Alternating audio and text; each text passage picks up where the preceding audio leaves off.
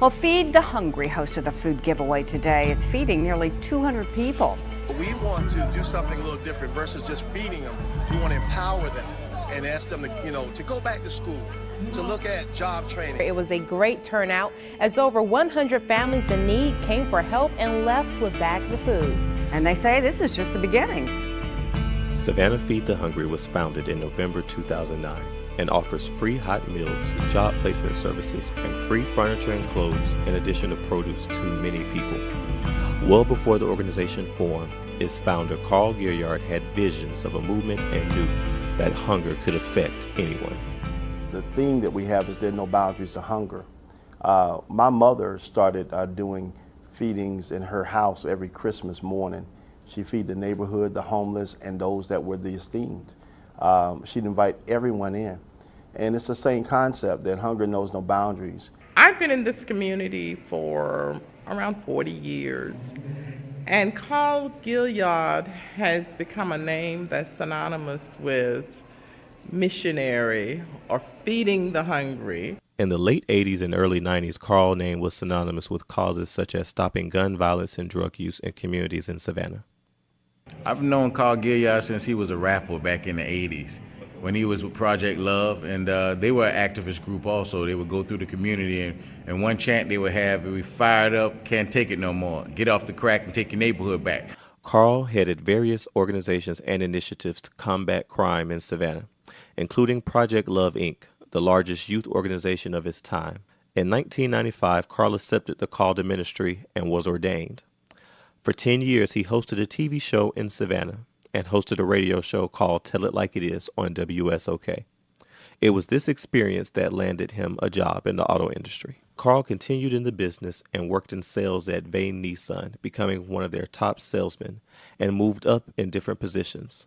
Things were going well until they recruited me to go to the mothership, Dan Vayton, and that's where we meet all the veterans that are far beyond better than me. And we did well the very first year, was on my way to becoming Salesman of the Year.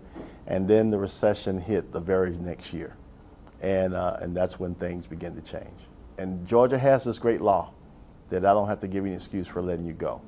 And I came in after selling the car and they said, well, we're gonna have to let you go.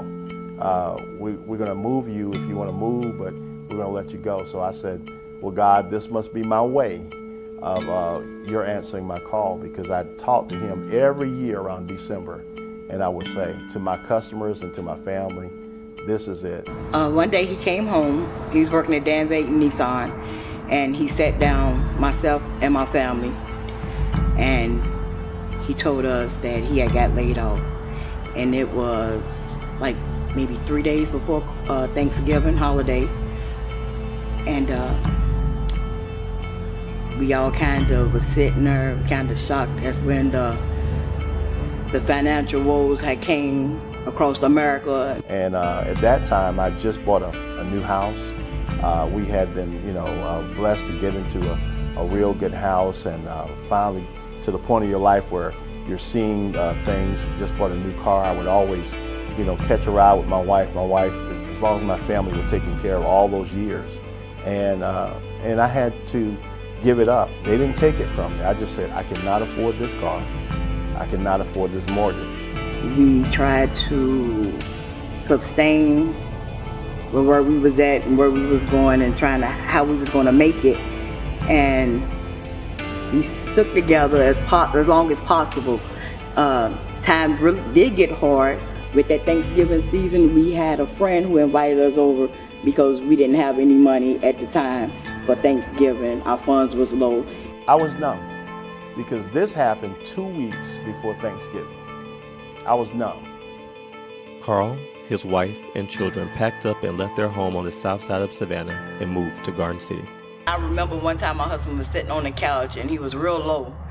And I told him that we wasn't gonna leave him, and we was all going to stay together. And he looked at me, and it was like, we got you.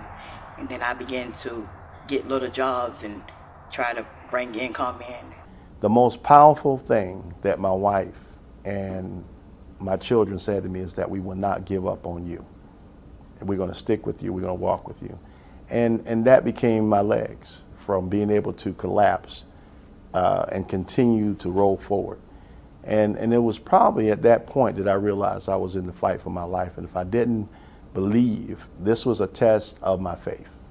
It was difficult, but we all had to realize that we had to be his backbone, because if we got depressed, we show him our weakness about the situation, he'll get depressed. Now we get to the point that we meet Elizabeth Omalami, who is Reverend Jose Williams' daughter, and we meet Mr. Omalami.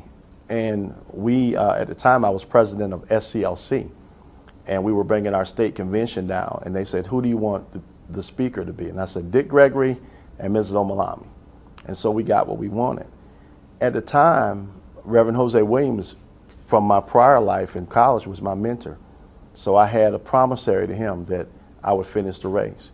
And so when I met Mrs. Omalami, I didn't think about Jose Feed the Hungry. And it was at that time that I knew Destiny started connecting.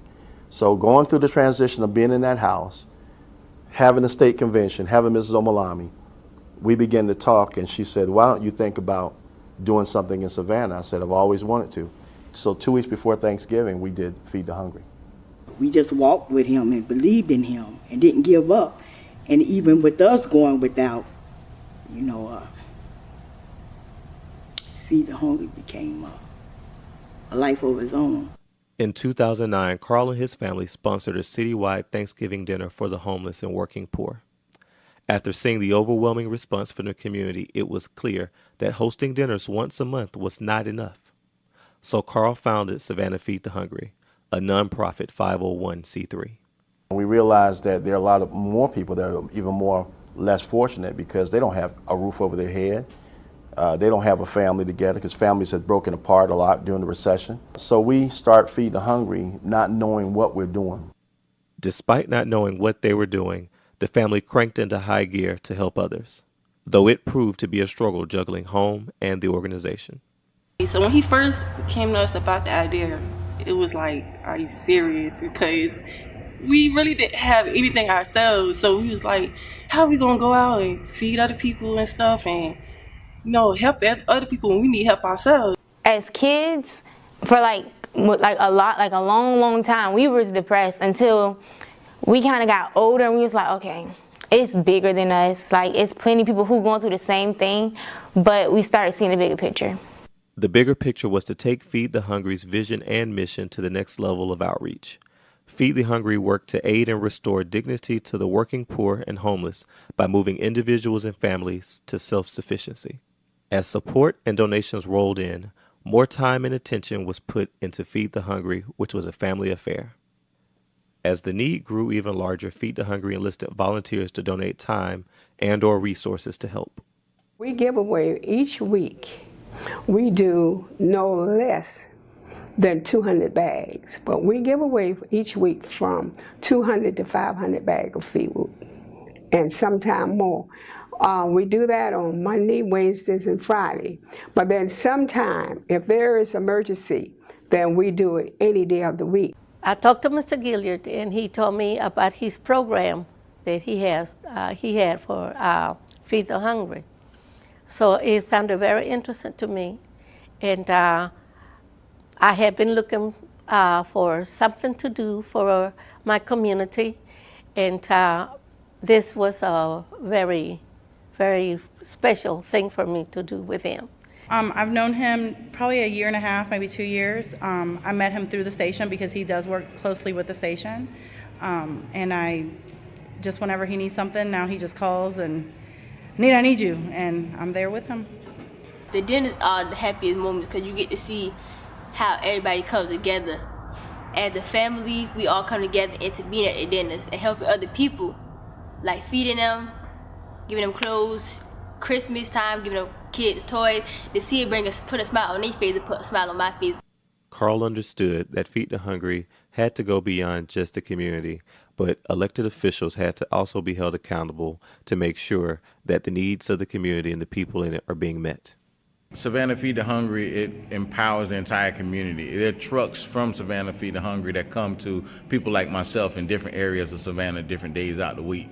And I see the young kids that go home hungry or go to school hungry. And we have all these resources stockpiled someplace, and it really upsets me. And when we can have people like Savannah Feed the Hungry and Carl Gilliard and their organizations to come together and we all work together, we can do a lot for our kids. We got to be at the table. There is no excuse when an elected official that's in the top seat in their city tells me we don't have it in our budget.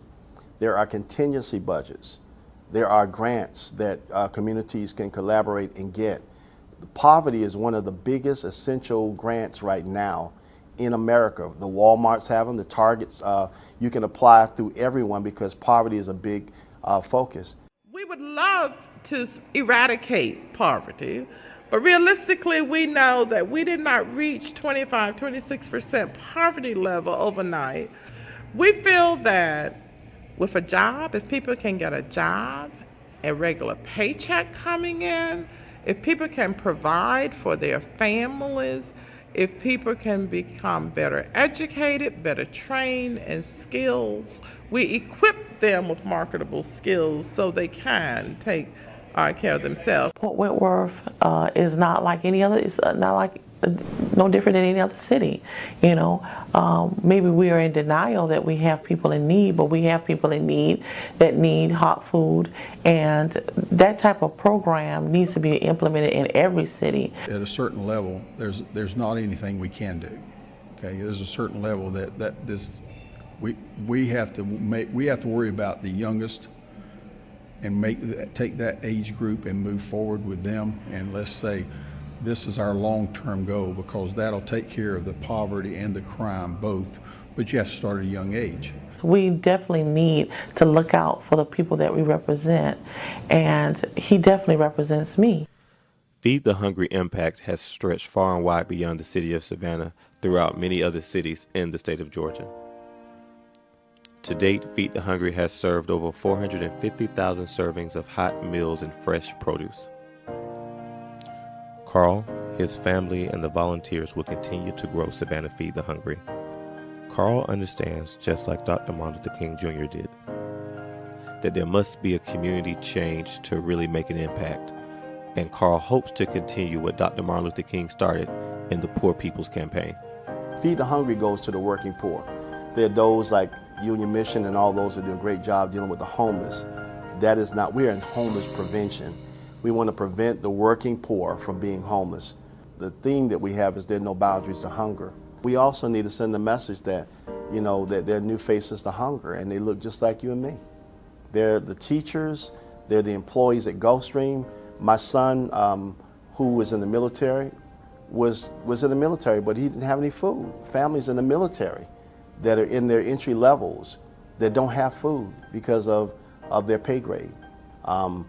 Ways of economic development in reference to that resource center. To expand into about maybe 20 more cities in the state of Georgia, that we can see those cities on their feet, because we will not affect the level of poverty unless we get a system that's working. And what we see is it breaking the barriers of racism, breaking the barriers of classism. When you bring people together to eat and to feed them, you can talk to them then. We, Feed the Hungry, have become the authorities on the working poor because we've been there. Those volunteers have come from all walks of life. It's not one church, it's not one organization, it's not one denomination. It's young people, it's elders. We are truly an army feeding an army.